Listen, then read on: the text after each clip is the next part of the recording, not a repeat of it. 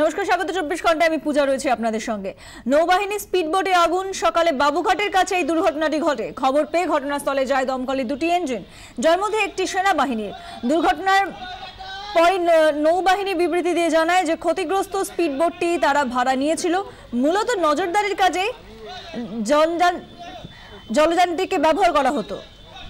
সকালে রক্ষণাবেক্ষণের কাজ চলাকালীন ইঞ্জিন স্টার্ট করার সময় হঠাৎই তাদের আগুন ধরে যায় এবং সে সময় নৌবাহিনীর কোনো কর্মী স্পিড বোটে ছিলেন না বলেই বিবৃতিতে দাবি করা হয়েছে। ঘটনায় জখম হয়েছেন রক্ষণাবেক্ষণের দায়িত্বে থাকা ঠিকাদারি সংস্থার 2 কর্মী। শর্ট সার্কিট থেকে আগুন লাগে বলে প্রাথমিক অনুমান। ঘটনার তদন্তের নির্দেশ দিয়েছে প্রতিরক্ষা মন্ত্রক। ঋত্বিক মণ্ডল আমাদের প্রতিনিধি রয়েছেন আমাদের সঙ্গে সরাসরি। ঋত্বিক, এখনো পর্যন্ত কিভাবে আগুন লাগলো সেটা স্পষ্ট হয়েছে?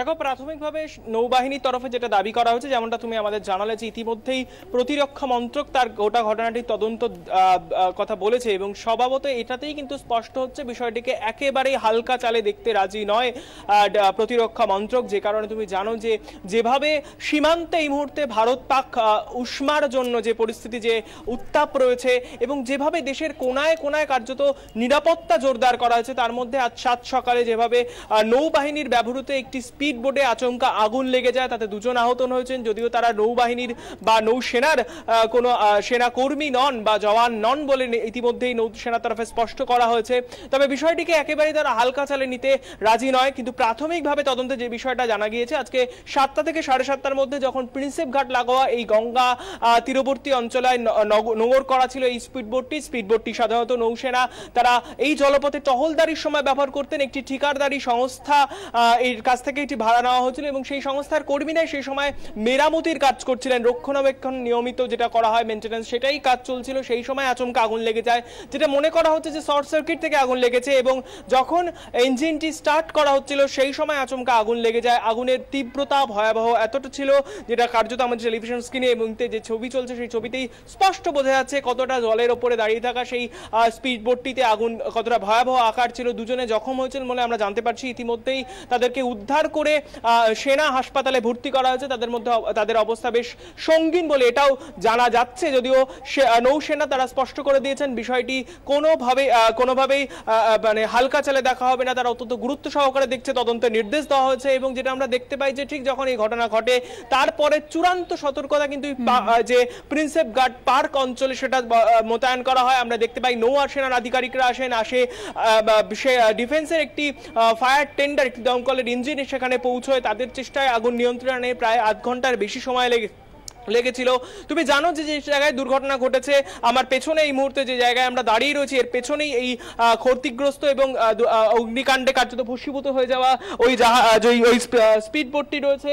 এর থেকে কিন্তু খানিকটা দূরেই দ্বিতীয় হুগলি সেতু, খুব স্বাভাবিকভাবে তারও একটা নির্দিষ্ট নিরাপত্তা রয়েছে, ফলে সেখানে যাতে সেই বিষয়টাকেও কিন্তু দেখা হয়েছিল, যে কারণে প্রাথমিক 1 ঘন্টা অন্তত আমরা চূড়ান্ত নিরাপত্তা দেখেছিলাম। আমাদের সংবাদ মাধ্যমের কর্মীদেরকেও কিন্তু এই দুর্ঘটনাস্থলের আশেপাশে ঘিসতে দেওয়া হচ্ছিল না কার্যত, এবং যে কারণে আমরা দেখতে পাই যে সেনা আধিকারিকরাও দফায় দফায় টহল দিতে আসেন, তারা আসেন, গোটা ঘটনার পর্যবেক্ষণ করেন এবং প্রাথমিকভাবে কিন্তু সেনার তরফে, নৌসেনার তরফে বিষয়টা স্পষ্ট করা হয়েছে। তাদের বিবৃতিতেও জানানো হয়েছে এটা নিছকই অগ্নিকাণ্ডের ঘটনা, আগুন লেগে দুর্ঘটনা ঘটেছে বলে মনে করা হচ্ছে। যদিও বিষয়টির পরবর্তী তুমি আমাদের সঙ্গে থাকো। ভাড়া করা বোটের রক্ষণাবেক্ষণের সময় বিস্ফোরণ হয় এবং এর সঙ্গে নৌসেনার কোনোই যোগাযোগ নেই, এমনটাই জানাচ্ছে নৌবাহিনী।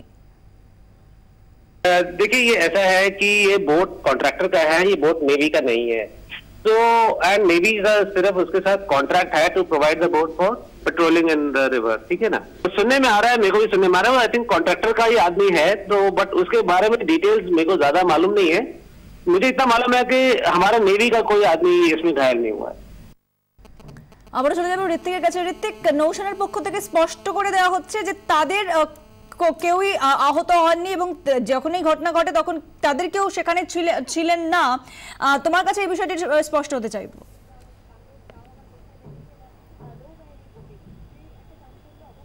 একেবারে আমরা এখানেও যে সমস্ত ইস্টার্ন কমান্ড এবং নৌসেনার আধিকারিকরা এসেছিলেন তাদের সঙ্গে আমরা কথা বলে যেটা জানতে পারছি এবং তারা এটা স্পষ্ট করে দিয়েছেন যে সময় এই দুর্ঘটনা ঘটে তখন নৌবাহিনীর কোনো জওয়ান তাতে সওয়ার ছিলেন না। যারা ছিলেন যে ঠিকাদারি সংস্থার কাছ থেকে এই স্পিড বোটটি জলযানটি ভাড়া করা হয়েছিল তাদের দুজন কর্মী সেখানে মেরামতির কাজ করছিলেন, রক্ষণাবেক্ষণ কাজ করছিলেন, নিয়মিত সেটা করে থাকা হয়, এটা নোঙর করা ছিল, সেই অবস্থায় দুর্ঘটনা ঘটে। ফলে এই দুর্ঘটনায় কিন্তু নৌসেনার কোনো জওয়ান আহত হননি বলে তারা স্পষ্ট করে দিয়েছেন। কিন্তু তাদের যারা আহত হয়েছেন যে দুই কর্মী তারা বেশ সঙ্গীন তাদের অবস্থা। তবে এই বিষয়টা কিন্তু উদ্বেগের এবং যেটা নৌসেনা জানাচ্ছে যে এই জলপথে তারা যখন টহল দিতেন সেই কাজেই ব্যবহার করা হতো, ভাড়া করা হয়েছিল। এখানেই জানতে চাইবো, নৌসেনার পক্ষ থেকে বলা হচ্ছে যে ঠিকাদারি সংস্থার কাছ থেকে এই বোটটি ভাড়া নেওয়া হয়েছিল এবং যখন এই ঘটনা ঘটে তাদের কেউ ছিল না, সেটা স্পষ্ট করে দেওয়া হলো নৌসেনার পক্ষ থেকে। অন্যদিকে দেখা যাচ্ছে যে বিষয়টি কিন্তু হালকাভাবে নিচ্ছে না, সেখানে তদন্ত কথা বলা হয়েছে। অন্তর্ঘাতের বিষয় কি উঠে আসছে?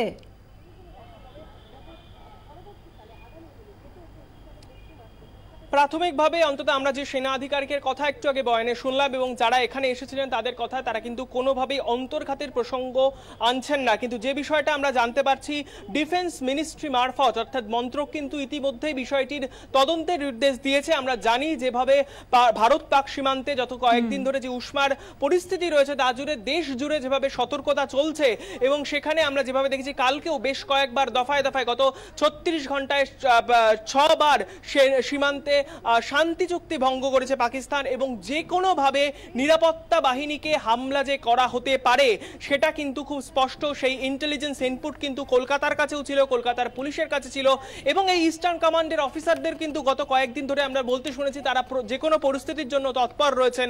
ফলে এই ঘটনা যদিও এখনো প্রাথমিকভাবে নিছকই দুর্ঘটনার কথা তারা তত্ত্ব আনছেন, কিন্তু ডিফেন্স মিনিস্ট্রি বিষয়টাকে চরম গুরুত্ব দিয়ে দেখতে চাইছেন এবং যে কারণে ধন্যবাদ ঋত্বিক মণ্ডল, আমাদের প্রতিনিধি আমাদের সঙ্গে ছিলেন এতক্ষণ সরাসরি।